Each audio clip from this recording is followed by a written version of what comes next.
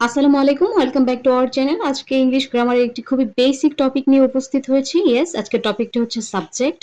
আমরা যারা ক্লাস 2, 3, 4 বা 5 এর স্টুডেন্টস রয়েছে অথবা যারা ইংরেজি শেখার শুরুতে রয়েছে তারা কিন্তু মাঝে মাঝেই সাবজেক্ট কি সেটা সম্পর্কে দ্বিধায় পড়ে যাই। বুঝতে পারি না যে একটা সাবজেক্ট বাক্যে কোথায় বসে বা সাবজেক্টের কাজে বা কি। তো আজকের ভিডিওটি তাদের উদ্দেশ্যেই। তো চলুন দেখি। তো প্রথমে আমাদেরকে জানতে হবে সাবজেক্ট কি। What is subject? সাবজেক্ট হচ্ছে বাক্যের সেই অংশ যার সম্পর্কে বাক্যে বলা হয়, অর্থাৎ বাক্যে যে কাজ করে এবং যার সম্পর্কে বাক্যে কিছু বলা হয় সেই হচ্ছে সাবজেক্ট। তো এখন কথা হচ্ছে সাবজেক্ট বাক্যের কোথায় বসে? সাবজেক্ট কি কেবল ভার্বের পূর্বেই বসে নাকি কখনো কখনো ভার্বের পরেও বসে? অথবা একটা বাক্যের সাবজেক্ট কি একটা থাকে বা নাকি একের অধিক সাবজেক্ট থাকতে পারে? তো চলুন আজকে এক্সাম্পল গুলোর মাধ্যমে বিষয়টা ক্লিয়ার করে নিই। যেমন I eat rice, do the work, there is a pencil in my pocket, mango is delicious, do you eat mango?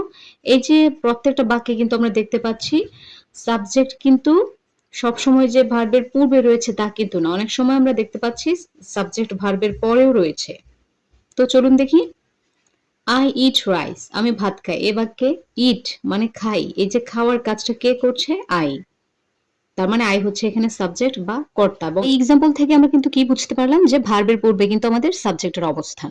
তো চলুন আরেকটা এক্সাম্পল দেখি। Do the work.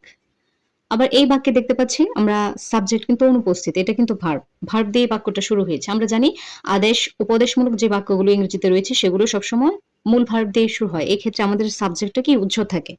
এখানে ইউ উৎস, যেটাকে আমরা ইম্পারেটিভ সেন্টেন্স হিসেবে চিনে থাকি। আমি কি বললাম? আদেশ উপদেশমূলক বাক্যগুলোতে আমাদের সাবজেক্ট ইউ উৎস থাকে। এক্ষেত্রে সাবজেক্ট ছাড়াই সেন্টেন্সটা মেক করা হয়। Do the work.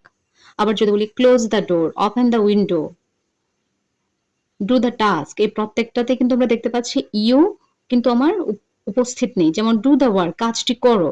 এই বাক্যের মাধ্যমে আমরা বুঝতে পারছি কিন্তু কাউকে বলা হচ্ছে। এক্ষেত্রে এখানে যাকে বলা হচ্ছে সেই হচ্ছে কিন্তু সাবজেক্ট। আর সাবজেক্ট এখানে ইউ উৎস। আবার খেয়াল করুন, there is a pencil in my pocket. এক্ষেত্রে আমরা দেখতে পাচ্ছি বাক্যটা দেয়ার দিয়ে শুরু হয়েছে এবং এখানে ভার্ব হচ্ছে ইজ। এবং এই বাক্যে কার সম্পর্কে বলা হচ্ছে? There is a pencil in my pocket, আমার পকেটে একটি পেন্সিল আছে। তো এখানে পেন্সিল সম্পর্কে বলা হচ্ছে, তার মানে এখানে সাবজেক্ট হচ্ছে পেন্সিল, কিন্তু এখানে সাবজেক্ট কিন্তু ভার্বের পরে, এখানে কিন্তু সাবজেক্ট ভার্বের পূর্বে না। তো আমাদেরকে এক্ষেত্রে মনে রাখতে হবে দেয়ার এবং হিয়ার দিয়ে যদি কোনো বাক্য শুরু হয় সেই ক্ষেত্রে সে বাক্যের সাবজেক্ট থাকে ভার্বের পরে। আমি আবার বলছি, দেয়ার এবং হিয়ার দিয়ে যদি কোনো বাক্য শুরু হয় সেক্ষেত্রে আমাদের সাবজেক্ট থাকে ভার্বের পরে। তো আবার দেখেন, ম্যাঙ্গো ইজ ডিলিশিয়াস, আম সুস্বাদু। এক্ষেত্রে আমরা দেখতে পাচ্ছি ম্যাঙ্গো কিন্তু সাবজেক্ট, এবং এই সাবজেক্টটা কিন্তু ব্যক্তিবাচক না, পার্সন নয়, এটা কিন্তু একটি বস্তু। তো আমরা এটাও বুঝলাম একটা সাবজেক্ট ব্যক্তিও হতে পারে, বস্তুও হতে পারে, এবং সাবজেক্ট সবসময় ভার্বের পূর্বে বসে, মাঝে মাঝে ভার্বের পরেও বসতে পারে, এবং আদেশ উপদেশমূলক বাক্যগুলোতে সাবজেক্ট উৎস থাকতে পারে। আবার খেয়াল করুন, ডু ইউ ইট ম্যাঙ্গো, তুমি কি আম খেয়েছ? ডু ইউ ইট ম্যাঙ্গো, তুমি কি আম খাও? তো এই ক্ষেত্রে আমরা দেখতে পাচ্ছি আমাদের যে সাবজেক্ট ইউ কিন্তু শুরুতে নেই। আমাদের যে ডু ওয়ার্ডটি রয়েছে, প্রশ্ন প্রশ্ন করার জন্য যে আমরা ডু ডু ওয়ার্ডটি নিয়েছি ডু ডাজ ডিড থেকে, সেই ওয়ার্ডের পরে কিন্তু আমাদের সাবজেক্টের অবস্থান। এই প্রত্যেকটা উদাহরণ থেকে আমরা কি বুঝলাম? আমরা বুঝলাম সাবজেক্ট সবসময় ভার্বের পূর্বে বসে এবং মাঝে মাঝে হিয়ার এবং দেয়ার জাতীয় বাক্যগুলোতে সাবজেক্ট ভার্বের পরে বসে, এবং সাবজেক্ট ব্যক্তিও হতে পারে, বস্তুও হতে পারে। আবার আদেশ উপদেশমূলক বাক্যগুলোতে সাবজেক্ট থাকে না, যেটাকে আমরা দেখতে পাই না কিন্তু আমরা বুঝতে পারি যে এখানে একটা সাবজেক্ট ইউ রয়েছে। এবং ইন্টারোগেটিভ বাক্যগুলোতে সাবজেক্ট শুরুতে থাকে না। এখন আরেকটা প্রশ্ন হচ্ছে আপনাদের কাছে, আচ্ছা সাবজেক্ট কি সবসময় একটা ওয়ার্ডেই হয় নাকি একের অধিক ওয়ার্ডেও আমাদের সাবজেক্ট হতে পারে? একটু আপনারা খেয়াল করে দেখুন তো, সাবজেক্ট কি সবসময় একটা ওয়ার্ডেই হয়, একটা সিঙ্গেল ওয়ার্ডেই হয় নাকি একের অধিক ওয়ার্ডেও সাবজেক্ট হতে পারে?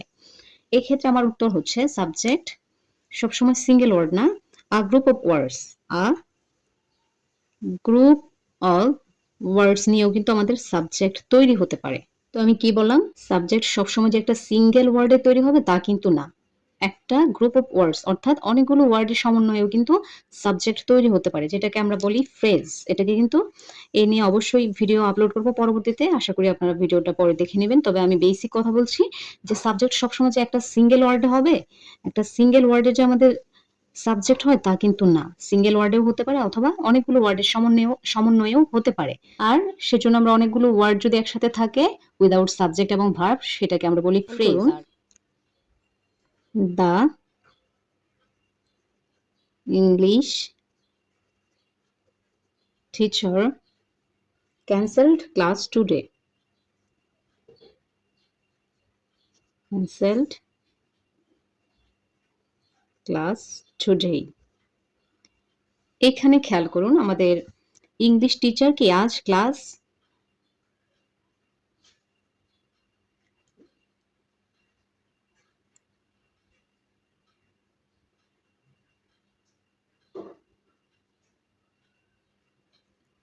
এখানে খেয়াল করুন আমাদের যে এখানে খেয়াল করুন আমাদের এই যে ইংলিশ টিচার এই পুরোটাই হচ্ছে আমাদের সাবজেক্ট এবং ক্যান্সেলড হচ্ছে এখানে ভার্ব এবং এটা হচ্ছে বাকি অংশ মানে এক্সটেনশন যেটাকে আমরা বলি।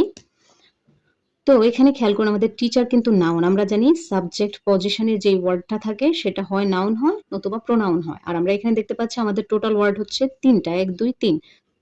এই ৩টা ওয়ার্ডের সমন্বয়েই কিন্তু আমাদের এই সাবজেক্টটা তৈরি হয়েছে। তার মানে আমরা বুঝলাম যে শুধুমাত্র সিঙ্গেল ওয়ার্ড না, মাঝে, মাঝে গ্রুপ অফ ওয়ার্ডস বা অনেকগুলো ওয়ার্ডের সমন্বয়েও আমাদের সাবজেক্ট তৈরি হতে পারে। সেক্ষেত্রে আমাদের এই সাবজেক্টটা একটা ফ্রেজ হিসেবে কাজ করে এবং যেহেতু আমাদের এই সাবজেক্টের শেষে টিচার এই নাউনটা রয়েছে সেহেতু আমরা এটাকে তখন বলি নাউন ফ্রেজ। তখন আমরা এটাকে বলি নাউন ফ্রেজ। পরবর্তীতে ফ্রেজ, নাউন ফ্রেজ এগুলো নিয়ে বিস্তারিত আলোচনা করব। তো আপাতত আমরা এটাই জেনে রাখবো যে একটা সিঙ্গেল ওয়ার্ড দিয়েও সাবজেক্ট তৈরি হতে পারে অথবা একটা গ্রুপ অফ ওয়ার্ডস এর সমন্বয়েও সাবজেক্ট তৈরি হতে পারে। যখন গ্রুপ অফ ওয়ার্ডস এর সমন্বয় বা অনেকগুলো ওয়ার্ডের সমন্বয়ে আমাদের সাবজেক্ট তৈরি হবে সেক্ষেত্রে আমাদের লাস্টের ওয়ার্ড যেটা থাকবে সেটা নাউন থাকবে। কারণ আমরা জানি সাবজেক্ট পজিশনে সবসময় নাউন বা প্রোনাউন বসে। কিন্তু নাউনের ফ্রেজ রয়েছে, প্রোনাউন বলে কোনো ফ্রেজ হয় না, যে কারণে আমরা যখন অনেকগুলো ওয়ার্ডের সমন্বয়ে আমরা কোনো একটা সাবজেক্ট পাবো সেটাকে বলবো noun phrase. The English teacher, এখানে টিচার হচ্ছে একটি নাউন। আর এই ৩টা ওয়ার্ডের সমন্বয়ে কিন্তু আমাদের এই সাবজেক্ট তৈরি হয়েছে। The English teacher cancelled class today. হয়েছে আজ এ পর্যন্ত। পরবর্তীতে আবারও নতুন কোনো বেসিক টপিক নিয়ে উপস্থিত হব। Then keep learning and keep growing. আল্লাহ হাফেজ।